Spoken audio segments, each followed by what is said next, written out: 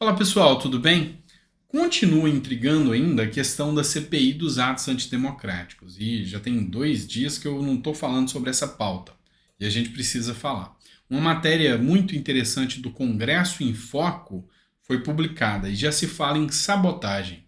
E isso implica muita coisa importante. Seja bem-vindo ao nosso terceiro editorial do dia.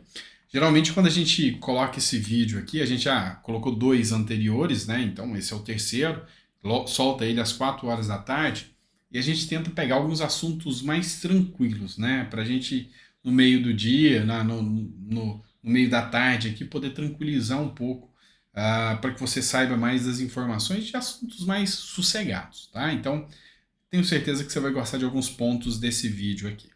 Lembrando a você que você não é inscrito no canal, inscreva-se no canal. Nossa meta é chegar a 1.400.000 seguidores e que você que está chegando novo agora no canal, sou o Dr. Sandro Gonçalves, advogado, jurista, filósofo político, e o nosso intuito é falar de política aqui, fazer uma análise jurídica, fazer uma análise filosófica e econômica de tudo que está acontecendo na política brasileira. Combinado?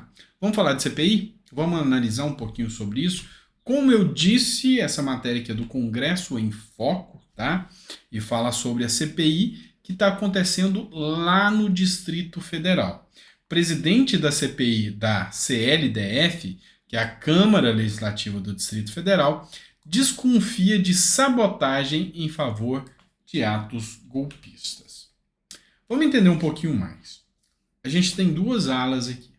A primeira ala petista, quando estourou aqueles atos, ela tentou, a ala da esquerda, tentou jogar toda essa pecha contra o Bolsonaro. Falou que a culpa era do Bolsonaro, foi o Bolsonaro que mandou, o Bolsonaro era responsável pelos ataques do dia 8 de janeiro.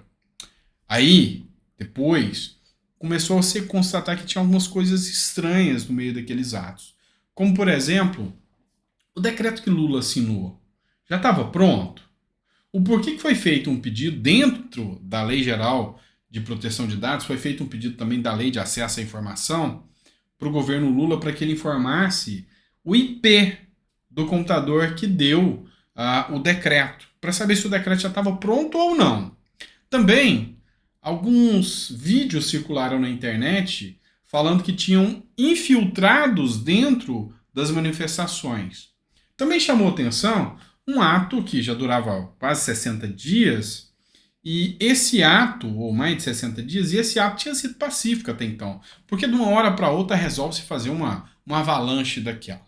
Será que houve alguma facilitação que isso acontecesse para que o governo petista tivesse aproveitado politicamente dessa situação? Esse assunto chegou a ser argumentado pelo governador do estado de Minas Gerais, o Romeu Zema.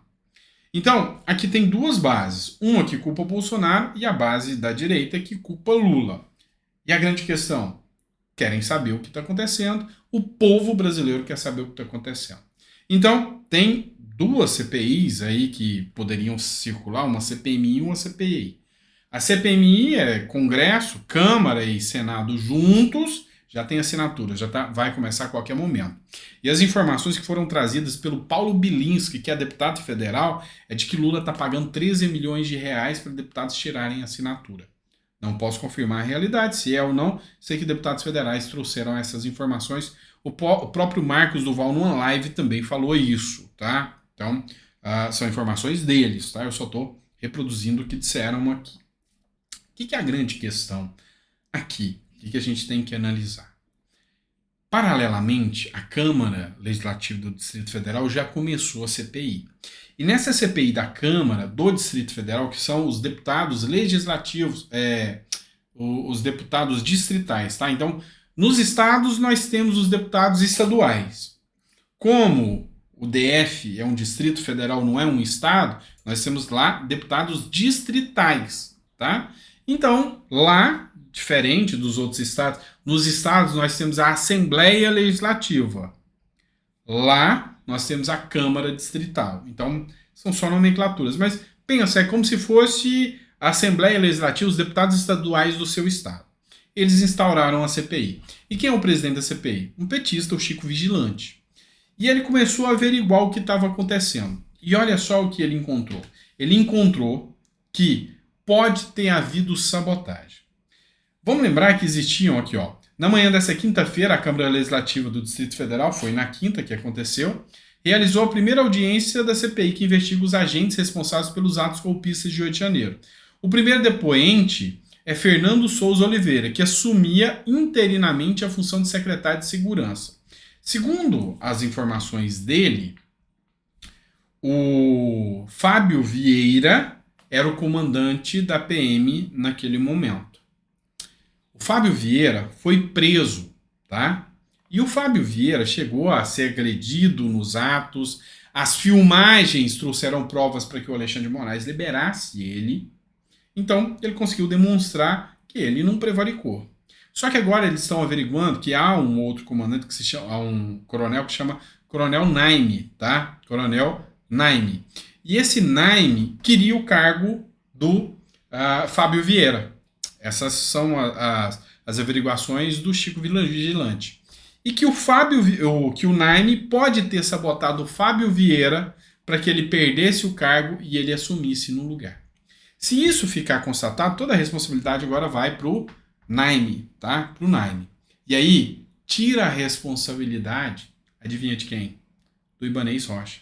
Porque tem um áudio do Fernando, que é o depoente, que estava na função do Anderson Torres, tá?